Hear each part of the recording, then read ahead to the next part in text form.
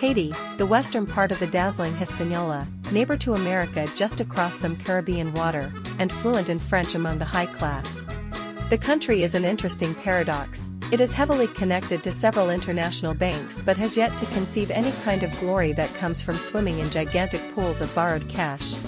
A recipient of tremendous support from the U.S. military on multiple occasions, and a benefactor of a more inspiring, revised constitution through the help of U.S. officials, Haiti's help has culminated in a peak level of a unique kind of freedom, where gangs control 85% of the capital, and their travels throughout the country are made the more delightful with some of the latest kinds of weaponry. Haiti did not appear in the world's consciousness until its discovery by Columbus in 1492. He named the island, now split with the Dominican Republic, Little Spain, and believing it to be Asia, became excited at the richness of fauna, flora, and the discovery of small amounts of gold.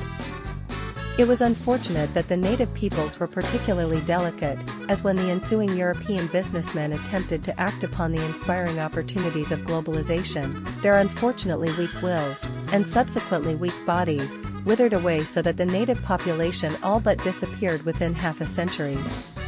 Some decades of fighting between the competing European pioneers obliged the Spaniards to give up the western part of Hispaniola to the French pirates. France then saw the lovely land and eternal sunshine and realized its one calamity, that the landscape was devoid of harvesters. Not wanting to let the wonderful land lay fallow, France decided it prudent to enter the Atlantic slave trade. The French businessmen eventually helped some 800,000 Africans relocate to the island, develop a strong work ethic, and perhaps even share in the pride of being directly responsible for the improvement of the European diet, as Haiti would come to supply 40% of Europe's imported sugar and 80% of imported coffee. Of course, it was difficult for the commanders to instill the necessary work ethic and efficiency in its workers, all necessary to maintain a viable business. And unfortunately there were casualties, which did make the average lifespan of the farmers only 21 years, but luckily new recruits came often from the forsaken land of Africa. It surprised everyone when a barbaric army, filtering through the shadows of the thick forests, rose up in the form of countless bodies that attacked their caretakers. The shock probably numbed the French brain, which, seeing themselves cut down mercilessly and driven off into the ocean, could never have imagined such a scenario, as nothing of the like had happened in history, slaves rebelling and destroying their masters before commencing to declare themselves a free nation. Haiti, the first black-led republic in the world, declared its freedom in 1804. The embarrassment was luckily subdued, as the United States dismissed the affair and did not recognize Haiti, not for many, many decades. However, France began to feel the financial pinch of having lost its most profitable colony, and subsequently was obliged to sell the Louisiana Purchase to the United States. Thinking hard, France decided a proper resolution to the matter meant demanding, in 1825 with the assistance of a flotilla of warships, that Haiti pay 150 million francs, 10 times the amount the U.S. paid for the Louisiana Purchase, to compensate the gentlemen whose businesses had been destroyed. Not wanting to engage in warfare, the Haitians assumed that a monetary type of agreement, a unique alternative to bloodshed, in order to gain proper approval of independence, was worthy of pursuit given the circumstances. Little did these freed, optimistic farmers know that this debt would not be paid back in their generation, nor their children's generation. The eventual cost to the economy would equal something between $20 and $30 billion, and the eventual freedom from that financial burden, after 122 years, would be chaos economically, politically, and socially. Although French, German, and especially American banks all jumped to provide loans to Haiti, it was the most powerful nation on earth, America, that came to influence Haiti's trajectory most in the 20th century. Being so close to America's midst, it is no surprise that Haiti received the extended hand of its big brother, when its debt payments had finally dropped below 80% of its annual revenue.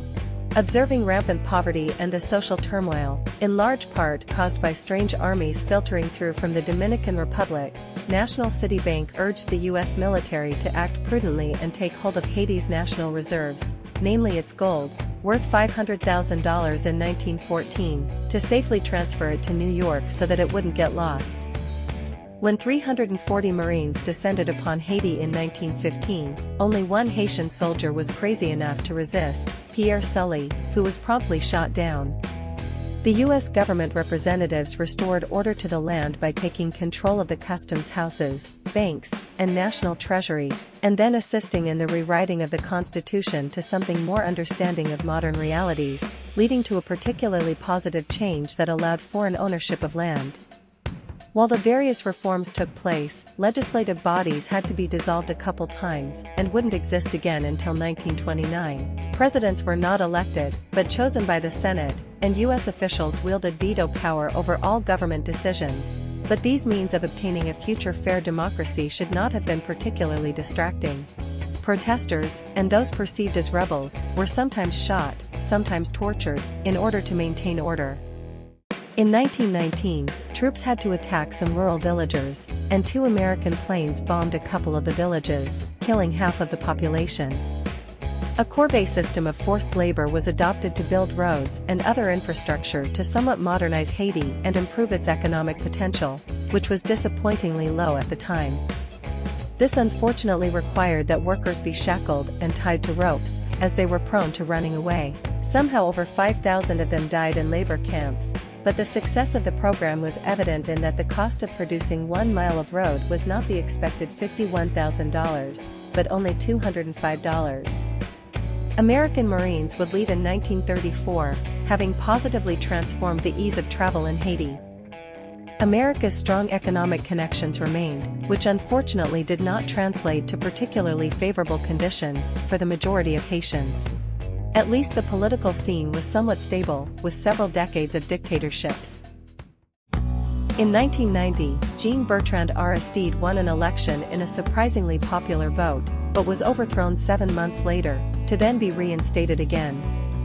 At a future election, he won overwhelmingly for a second time, but would not complete his term amid the rising social instability as the U.S. decided to ban international aid from coming to Haiti due to humanitarian reasons. It was indeed odd that Aristide trimmed government bureaucracy and doubled the minimum wage, among other suspect, destabilizing decisions. To protect his life, U.S. security personnel decided to fly him to the Central African Republic in 2004. A powerful earthquake in 2010, and then a monstrous hurricane, killed thousands and displaced many more. Billions of dollars in donations were collected from around the world by caring groups, who stepped up to coordinate relief efforts. Unfortunately, most of the money, simply said, is gone. Haiti is now a place no sane foreigner would step foot in for fear of one's life, with the activity of rampant gangs ruling the land, and extreme poverty trailing the steps of the remaining embattled Haitians. Under the eternal sun, and in the lovely land,